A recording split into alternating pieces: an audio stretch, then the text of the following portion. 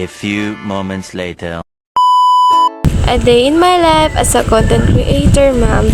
So ngayong araw nga po pala, kakatapos nga lang po pala namin maligo ng aking baby. At agad ko naman po pala yan pinunasan ng kanyang lotion at kinuha ko na nga po pala ang kanyang diaper para maisuot ko na po pala sa kanya.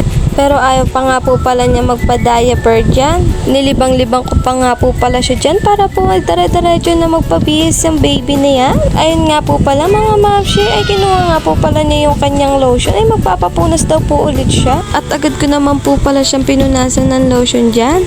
Kaya nga po pala nakatakip ang kanyang katawan ay baka po tayo makita ni Meta, ma-restrict pa po tayo. Nako mamshi, pag na-restrict tayo, hindi na tayo makakapag-vlog. Dinadayaperan ko na nga po pala dyan si baby at tinopolbohan para po makabihis na siya. Hindi ko nga po pala siya mabihisan ng ayos kasi sobrang likot po talaga niya. Kung napapansin nyo po, wala ang aking josawa sa aking mga video ay nag-work nga po pala siya at gabi pa po pala siya nakaka-uwi galing trabaho. Alam nyo naman po mga mamshi, pag sila po ay nasa trabaho, tayo naman po ay nag-aalaga ng mga batang makukulit. Kita nyo pala po sa video, parang naiirita nga po pala sa akin si Kali. Kasi po hahaplasan ko na po siya ng cream sa mukha. Pagtapos ko nga po bihisan dyan si Kali at agad naman po pala ako naglinis ng bahay. Lagyan ko na lang po pala ng salt, medyo mahaba-haba nga po pala yan.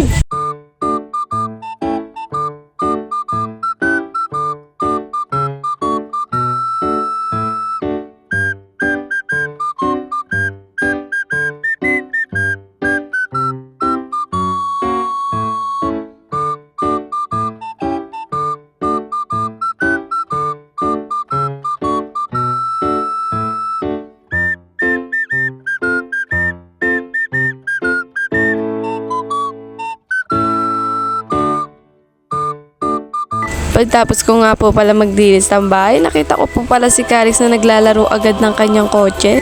O diba, parang wala lang yung nilinis mo kasi nagkakalat ulit siya. Habang busy pa nga po dyan si Calix at agad naman po lumapit sa akin si Ate Miko. Pagkalapit nga po pala sa akin ni Ate Miko ay agad naman po niya sinabi na magpapasuyod daw po pala siya. At agad naman po pala lumapit si Calix para tingnan po yung buhok ni Ate Miko. Mukhang gusto rin po pala ni Calix magpasuyod. O diba, may pagkamot ng ulo, batang yan. Gabi na nga po pala niyan, ay panay kain pa rin po si Calix. Wala nga po pala siyang tigil kumain pag gabi.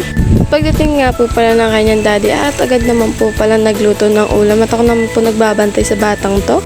O diba, napakasipag galing trabaho tapos magluluto pa ng ulam. Dapat ako gumagawa na At agad ko naman po palang pinuntahan ng aking josawa. Tingnan na naman po, napakapogi. Itlog nga po palang ulam namin. At agad naman po pala kami pumasok ng aking baby. Pagkapasok nga po pala namin at agad kaming umupo. At ayun nga po yung bata, nagtotoyo na nga po pala dyan. Ayaw na nga po niya manood. Yan lang, bye-bye!